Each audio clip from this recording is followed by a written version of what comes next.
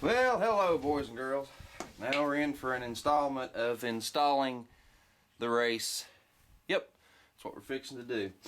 We've, if you watched the bearing install, I've cleaned and greased the bearing and the, yep, it's, well, you can't see it through my knee, but anyway, it's over there.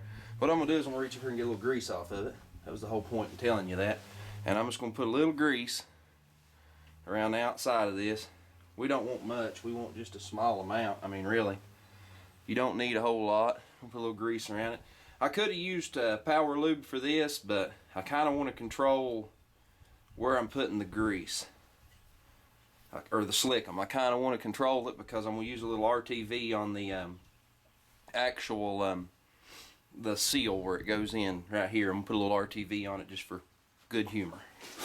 Well, this race goes in like this, right? Wrong. Seen people do it. Your bearings have to ride in this race. So this race has to go in like this, and your bearings are taper bearings, and they actually fit into it like that. If you punch it in like that, you can't get your axle in. Well, the first thing you're going to do is you're going to check here, and sometimes you can, sometimes you can't get this through the backing plate, okay?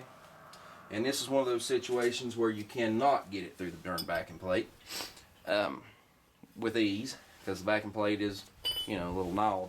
But what you can do is you can pull this backing plate out without unhooking anything a little bit. If it's stuck, peck it with a hammer. No big deal. You can break it loose. And you've got to feed this race up in, through, and behind, which is sometimes a pain in the yin. But you can get her in there, trust me. Get it in there, and then push your backing plate back up, and don't do like I did and wedge the blasted thing. It's semi-aggravating sometimes. And what you're going to do is, yeah, do not do as you're seeing. You want to start it. Just peck it. And here's my handy dandy race installer. Don't that look friggin' familiar? What is that? Oh, that would just be the old race. No big deal. Yins have seen this before. Knock that bit of slag off of it. And you're going to put that old race against that new one, so you won't do any damage. And you're going to take her, drive her home. That's what you're going to do. You're going to drive her home. And you're saying, well, how do I know when it's in all the way? How do I know? Well, it'll only go so darn far. When it hits bottom, the sound will change, and when it hits bottom, she won't move no more. So, beat her in there. They make a driver for this. Driving set. I own that driving set. Most likely you don't. I do a lot of my videos with good old country boy ingenuity for the people that do not have all these fancy tools. But anyway, we're getting pretty close to drove home there. We're working on it. Got a little further, I believe, to go. And I don't know, maybe all the way. We're going to give another few pecks to make sure.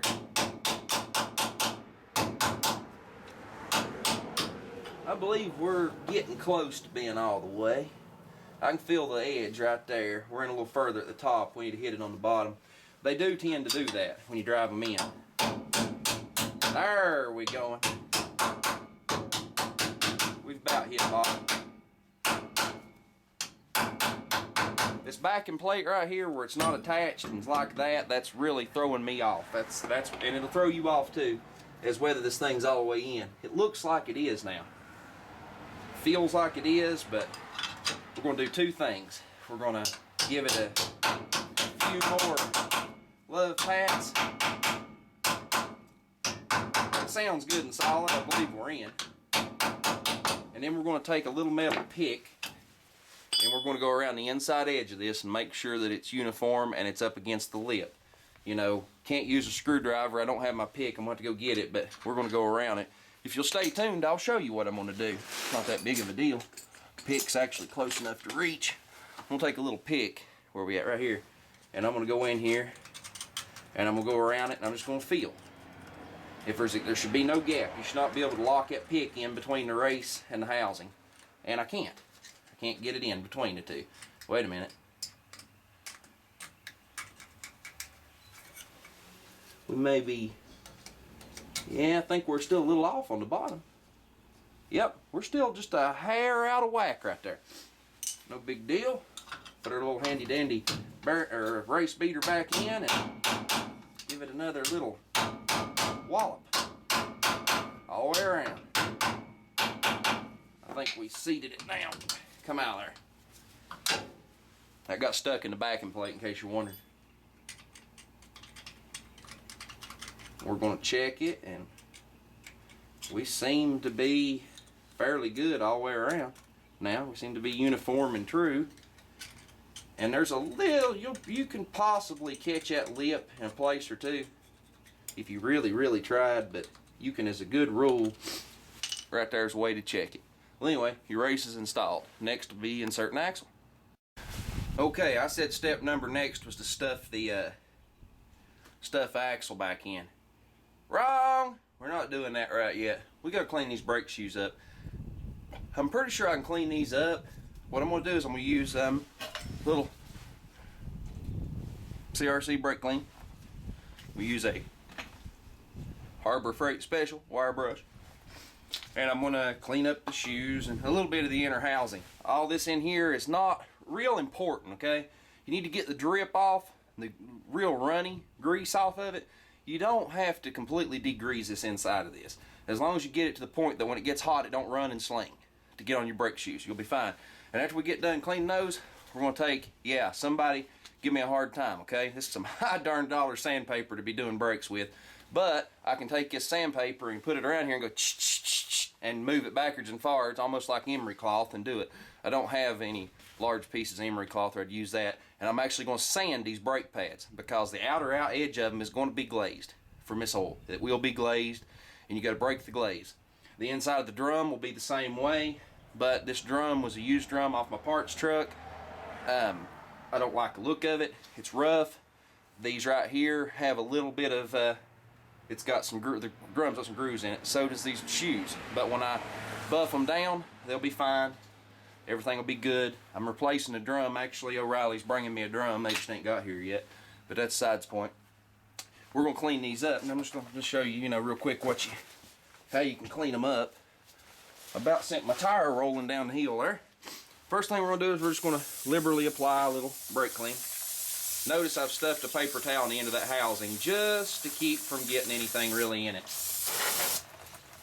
Notice my drain pan. Somebody that's ever worked in pizza, tell me what the heck that is. Yeah, somebody knows.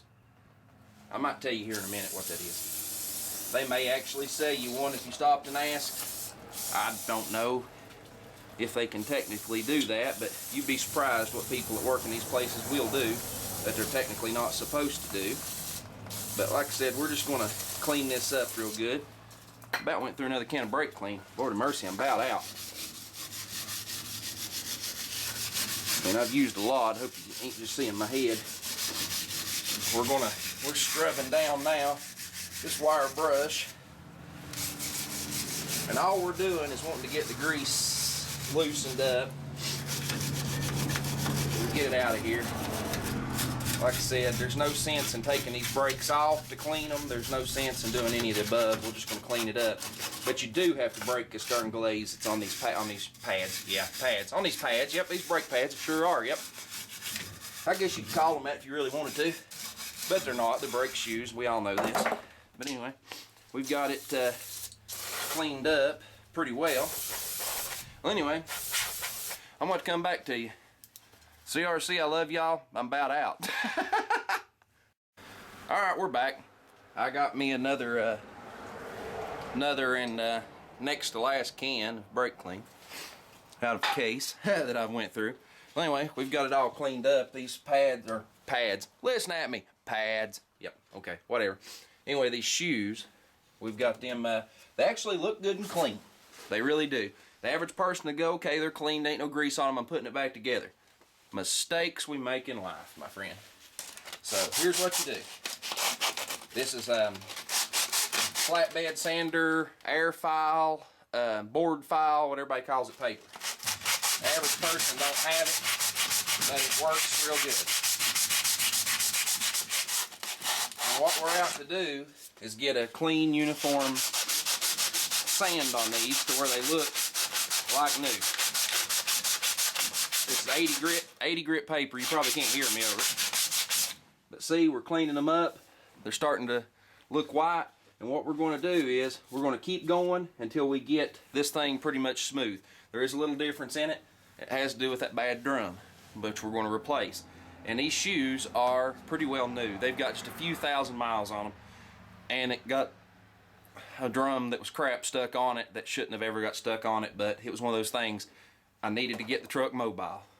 I've got some county assholes around here that seem to think that if it's broken down that it needs to be like not broken down, period. It can't set for a day or two. They actually got on my case over doing the front end swap because the truck was sitting here. It was what was it, rusted, wrecked, or inoperable, they called it. So I had to get on the ball and put my truck back together. I mean, it's crazy. If you pull a motor, you better expect to have it back in a day around this place. But anyway, I'll show you some more and I get it back. Throw the axle in and all this, and get it back together. Okay, I finished sanding, and I sprayed them down with brake clean, wiped them off good, got them good and clean. As you can see, I've cleaned out these holes where the rivets are. Important if you're doing this, you need to clean them out. Use a screwdriver and just turn it backwards and forwards, clean them out, spray them out, get all the grease out of those. Because if you don't get the grease out of those, you're defeating the purpose. But anyway, that's how you clean them up and save yourself, in my case, $14.99 for a set of brake shoes. Because I actually priced them and I went after $14. I can clean these up because they're almost new. I mean, there's no sense in replacing them, but that's how you clean up the grease mess. See y'all.